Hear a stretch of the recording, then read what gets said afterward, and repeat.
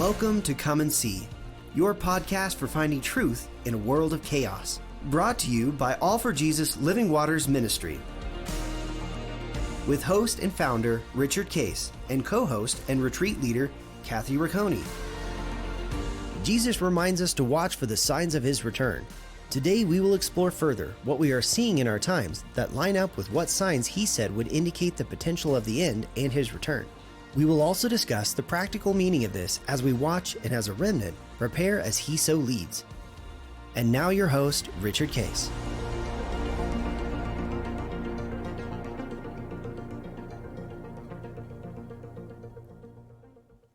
Well, good morning, Kathy. Here we are on mid-December, the Friday of End Times Friday. Good morning. We've had a pretty good discussion we had of the kind of the Antichrist and the beast and the mark of the beast that we've had in several about over a month period of trying to describe it and understand it. Mm-hmm. And interesting enough, this is one of those interesting by the ways. Yesterday, Elon Musk, who's obviously got big time technology guy. Mm-hmm. He's got a company. One of his companies is involving neurological devices. Oh, interesting. And he has his hands in a little bit of everything, doesn't he? And he has successfully developed a microchip that can be implanted in a person's brain. Oh, wow. That's interesting. I have heard of things being implanted in hands on trial basis in certain areas, but have not heard of it being implanted in the brain yet. Yeah. So they've done it in animals, and he just announced yesterday that they're ready to start human trials to put it into the human brain. Wow. It would be the purpose of it on the outside of it is to assist disabled people to be able to function better neurologically, because it can do things that their current brain isn't doing well. But what caught my eye is that it was a microchipped, put in the head. Mm-hmm. And maybe, and this we've always talked about the mark of the beast, and does that ultimately become a method to be able to again have a device that can evaluate somebody's microchip that has been put into their head somewhere, Right. So isn't it interesting when you look at things like that and you see, we can track technology throughout the years and see something invented for a very positive use that then oftentimes gets flipped to something else ultimately. Right. Yeah, so it's a very interesting thing to watch. I had not heard about this. Yeah. So it's again, it's as we in our day and time, we can look at the end, and it's always imagining. We know the statements that are made in Scripture that the mark of the beast there's a mark on the forehead. Mm-hmm. We know that to be true, right? And of course, for the last 2 millennia, people have tried to identify what that is. Right. And how is that possible, and how does that work? And now for us, with cell phones that can do face recognition, and then these devices now, the microchips that can be planted in people, it's for us, it's just, now we're seeing the technology catch up to the prophecy. Now I can see how it works, since that's really always our question is this the time? Is this the time? And the closer that we see these things, it's like, now we understand possibility. And like, for example, the one world government, which always was the big question for me personally, is how does that work, particularly when it happens, the tribulation begins under one world government, the world willingly accepts it. Right. Which personally I thought, boy, that's going to be something, because I don't see how nations would accept surrendering their sovereignty to a one world government easily. And isn't that going to be a lot of resistance? Well, then we saw COVID, and basically the world came under one world government of the WHO, the World Health Organization, that said everybody has to function in a certain way. And interesting enough, everybody did willingly. Right. Now, it didn't last, and there became resistance to it, but it was like, oh, now we can see the possibility. Right. And you can see when there's that common impetus that affects everyone, Yep. that can be capitalized on. Yep. Another thing that just happened, came out, information just came out, is that U.S. household debt, which is primarily credit card, had jumped the highest since 2008, which when we had the last collapse. Wow. And it just surged, to a point where they believe, because of the pressure of it, and they just obviously see the magnitude of it. There's two things that have happened. Credit card rates have increased dramatically. Right. So now people are paying, 20%, 24% interest on their credit card debt. And it just doubled in volume over the last several months, because people and the implication is that because of the inflation issues of fuel and food, Right. and a variety of things, which, by the way, are going to be maintained, and even the Federal Reserve has said that likely to occur into 2024. People are getting squeezed on being able to afford just everyday living, and then are using their credit card. Ultimately, they run into a problem with that. And by the way, that's what happened in the 2008 collapse, is that, and it was primarily mortgage driven, where people were having cheap money, buying houses that were too expensive for them to pay. Ultimately, they couldn't pay it, and then the debt went bad.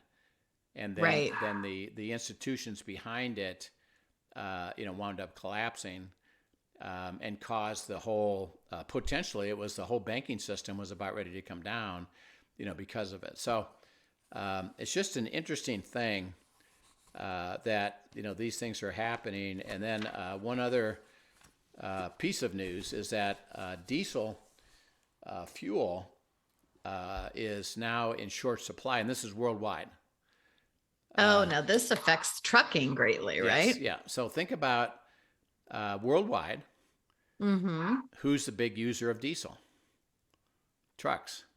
Right. Moving things around.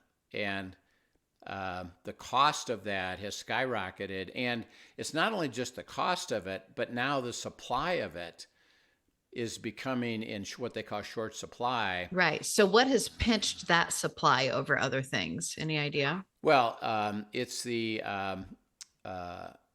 lack of supply of the basic fuel, which would be oil and gas.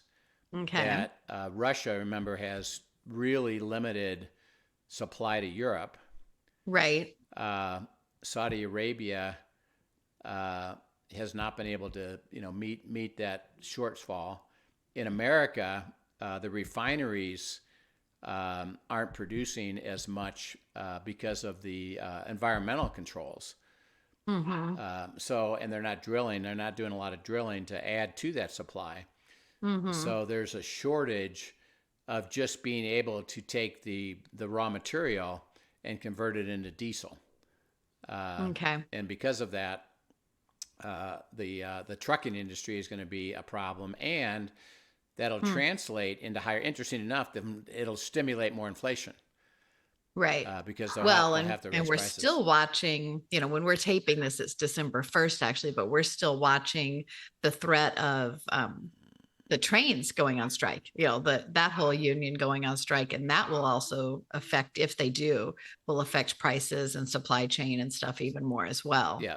And the U.S. government, by the way, on that note, is attempting to enforce the railroads to operate and not go on strike under certain, kind of regulations that they can put in place to try to facilitate, the resolution, but ultimately to prevent anybody from striking so that the rail system doesn't shut down.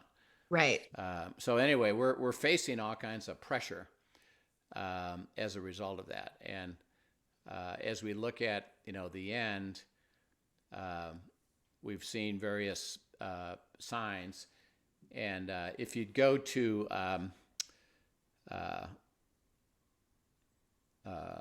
let's go to Matthew. Let's go ahead and go to Matthew first. Matthew 24, 1 through 9, I think it is.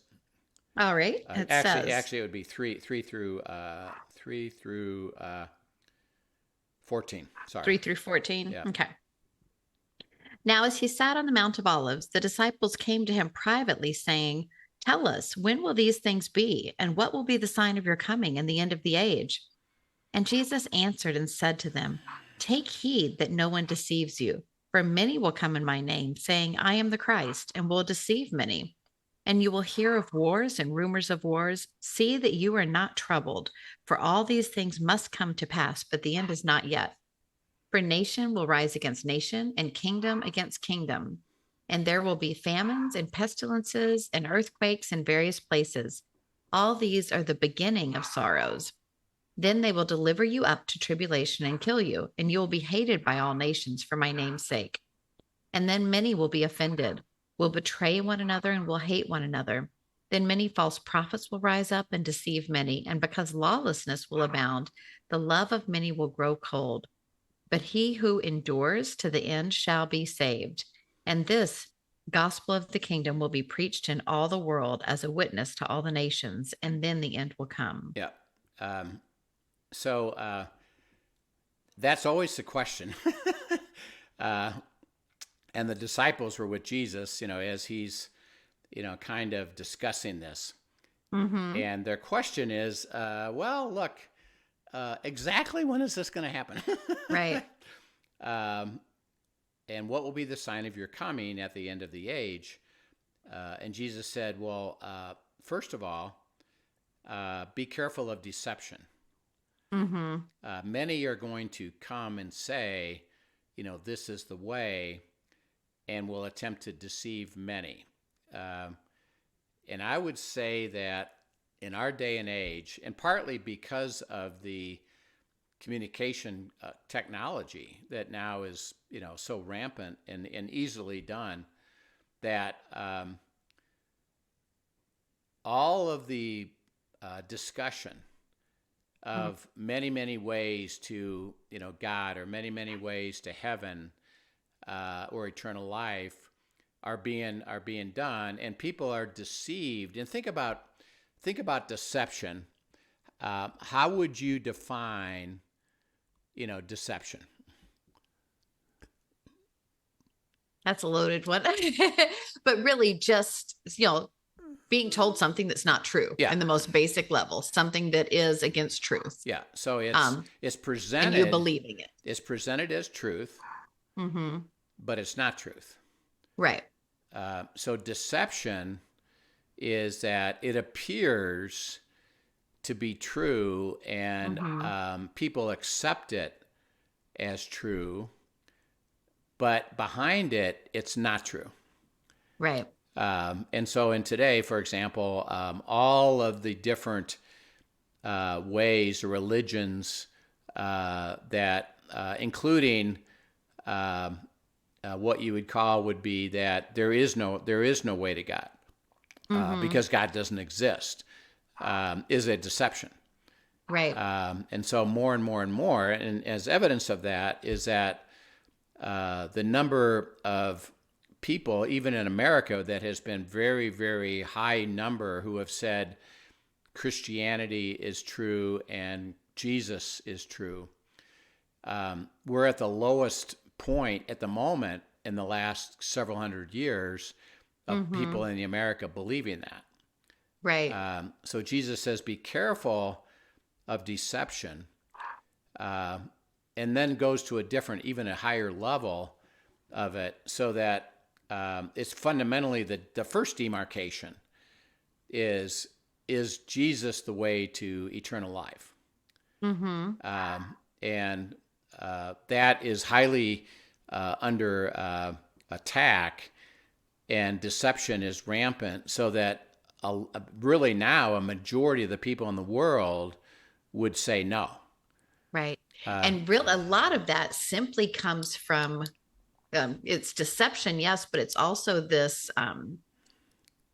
culture that has bred this idea of self and the way that we think as being superior to other things. And people really have a hard time understanding, well, how could that be good? So my idea of good must be good, Right. that there's not a standard that we can go to on that. And they begin to put their self, their own thoughts, their own ideas above that of the standard of the Word of God.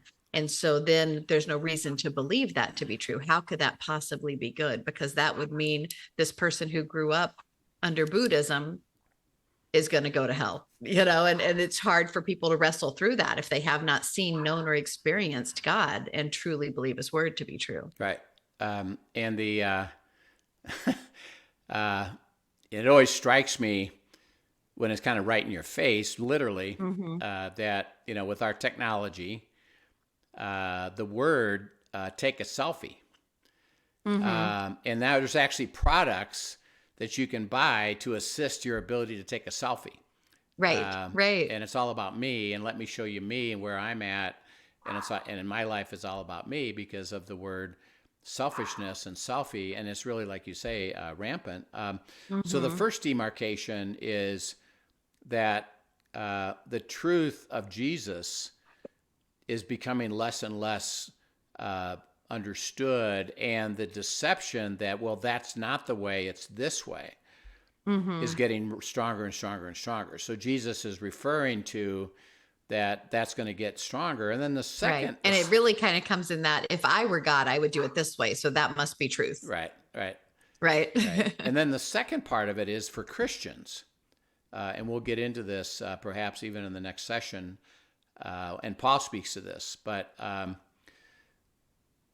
yes, you could be a believer, and yes, I believe Jesus is Lord and Savior, but I start to be deceived about the life of God and my life in that relationship to God, so that, for example, there's a rejection that the Bible is true. Right. So there's a large percentage of believers who either overtly say it or inadvertently say it. And here's what I mean. Right. If you say, and they've done surveys, do you think the Bible is true? That percentage is becoming less and less. People can say, well, I believe the Bible is true. And the next question, do you follow it? Right. Well, no. Well, then really you don't believe it's true, or you don't really accept it as being true because it doesn't matter, to you. And so more and more of the generations of believers are having less and less confidence that the Bible is true, so that, and we talked about this, good then can become evil and evil can become good, even to a believer who says, well, yeah, it sounds pretty good to me. Even though the Bible is completely different on that point, but either I don't even know the Bible and don't care, or, okay, yeah, I see it says that, but I reject that as that was written a long time ago and it doesn't apply anymore. Well, that means you don't trust the Bible as true. Yeah. Can I just insert there, because depending on where our listeners are from, I just want to highlight something that, if you're from the South, the idea that somebody hasn't read the Bible or doesn't know what or what's in there is really a foreign concept, because it is so socially acceptable to at least have a Bible in your house or something like that. And so I just want to highlight that is not the case even throughout the US. I mean, you come to the Northeast and the number of people that come to our church in particular, even because we meet in a mall. And so people will wander in not knowing what they're walking into sometimes. And you get in these conversations and you realize they've never looked at a Bible, never opened one. And when they are told what the truth of the word is, it's amazing to see what God does with that. But I think sometimes in America, we're so callous to thinking, well, everybody knows the Bible here, everybody at least has heard it, that we don't recognize the call to still share his word, to truly share his word, and to be willing to give people Bibles, because there are people that we run into daily that have never seen one, that do not have one in their house. Right. And that's just in New England. I don't even know what the rest of everything's like, but I think we need to not take that for granted in the U.S. Yeah, that's right. And then go down to read it again, verses 10 through 13. Sure. And then many will be offended, will betray one another, and will hate one another. Then many false prophets will rise up and deceive many. And because lawlessness will abound, the love of many will grow cold. But he who endures to the end shall be saved. Yeah. And this gospel is the kingdom will be preached in all the world as a witness to all the nations, and then the end will come. Yeah. And so he says that that the world will become characterized by offense. Mm-hmm. And that the name of the Boy, game... we see that now, right? Yeah, the name of the game is offensive, and betray one another and hate one another. Mm-hmm. That's cancel culture right there. There it is. Yeah, and that's what's happening is that, and this is worldwide, mm-hmm. is that it's now moved past, because remember, the life of Christ, even to those who oppose us, is what? It's honor and respect. Mm-hmm.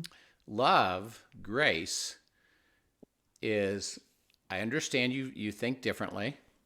I understand you even can oppose what I say, but would you be willing to just process together? And I'd like to listen to you, and you listen to me, and we'll see where it goes. And my role would be to give you truth as I know it. And of course, you're going to tell me your truth as you know it. And then we'll try to process further to come to some conclusion. So, like, for example, this is where, was the United States a Christian nation? No, no.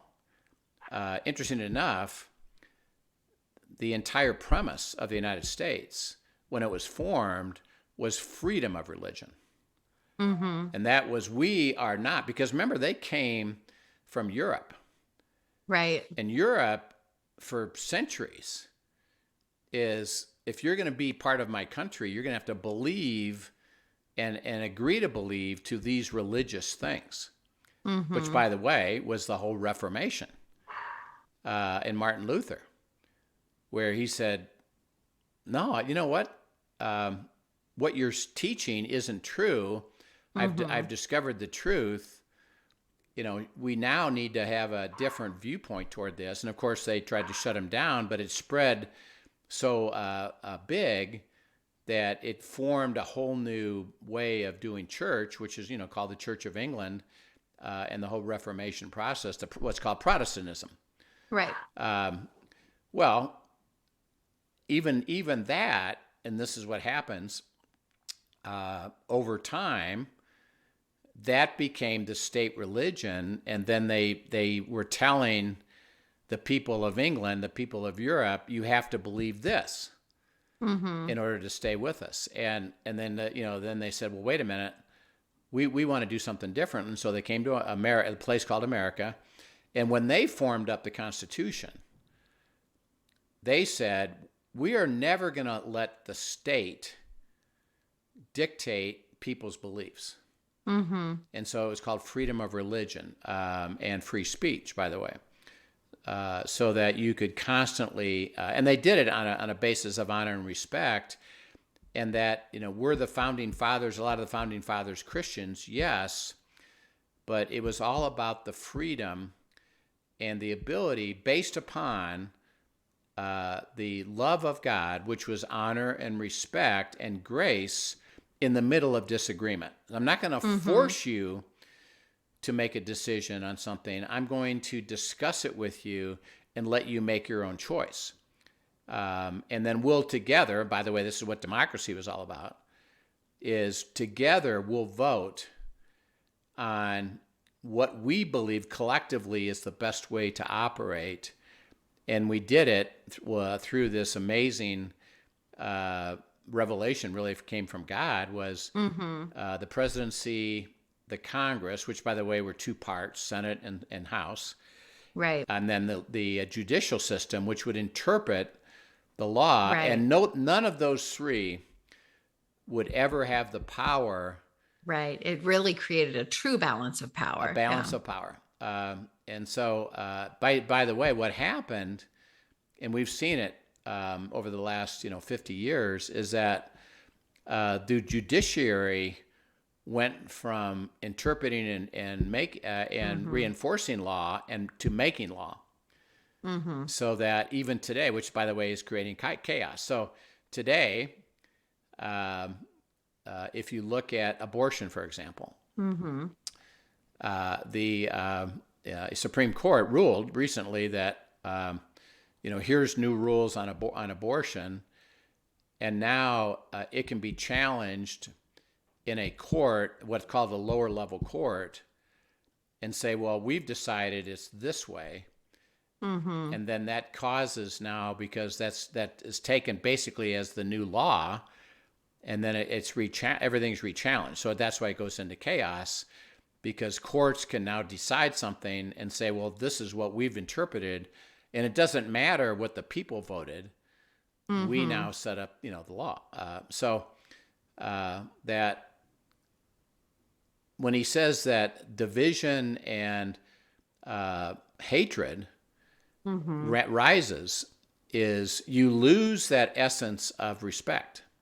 Right. And that I have a position, you have a position, and you said the word, and this is, by the way, worldwide, is now instead of having respectful dialogue, right, what is the goal?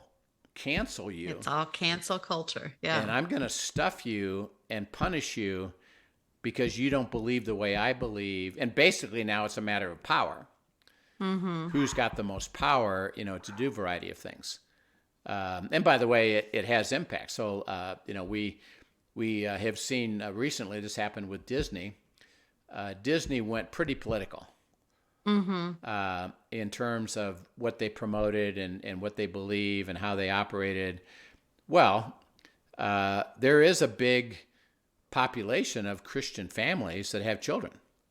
Right. And so they canceled their streaming services, for example, and they stopped sending people to Disneyland. And that impacted their bottom line to such a level that they recently just changed out their CEO, and the new CEO has just come out. And he's, by the way, somebody that used to be the CEO. Oh, interesting. Came back. They fired the guy that was promoting this political positioning, and he made a statement. This is just a couple days ago. We're going to try to go back to just producing content, and we're not going to make any political statements anymore, because our role isn't political, is to produce content for children, and we're going to try to take the politics out of our content. Now that's going to be interesting to see. We'll see how that goes. But, right. My goal is to, and the word hatred there, remember Jesus defines it in Matthew chapter 5. He says, it's really, it's murder because it's of your heart of deep anger that you're not willing to resolve with an honorable way. And so when you hate somebody, it's not, because people would say, well, do you hate, if you're a Democrat, do you hate a Republican? No. But if you're deeply angry and trying to cancel them, Jesus says, yeah, you kind of really are in a level of hate. That's why he defines it this way, is right. It's not, you're verbally saying I hate them. It's your true action underneath it all. What's your position? And the opposite of honor and respect is hatred. Right. And really, again, coming back to that, hating the sin, he wants us to hate evil, Right. But the people, his creation, that he wants us to love them and bring them to light, to truth. Yeah. And then we know something. Jesus made a statement several times. What happens to a house divided?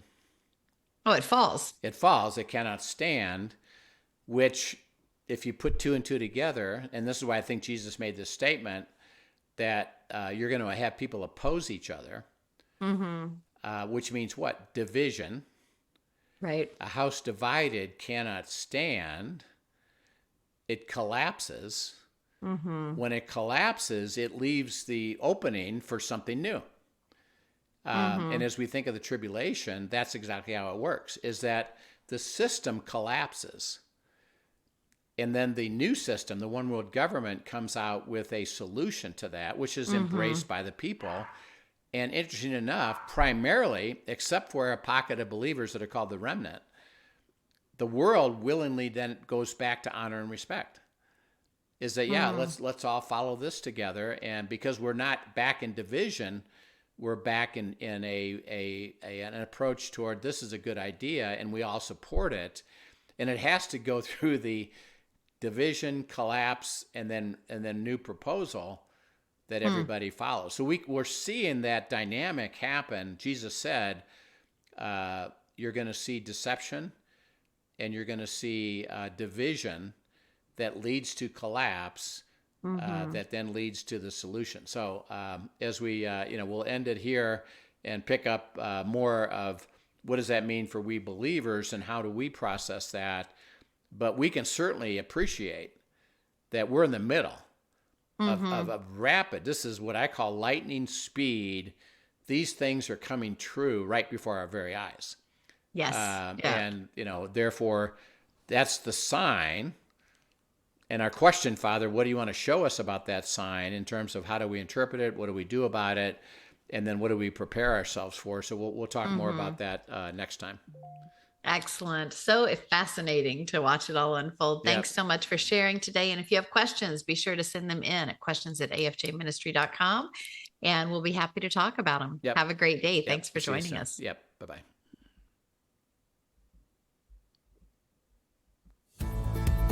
Thank you for joining us for today's episode of Come and See, your podcast for truth in a world of chaos.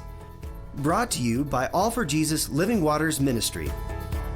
Send us your questions and comments, and tune in tomorrow for more answers to your personal questions about living life in God's truth.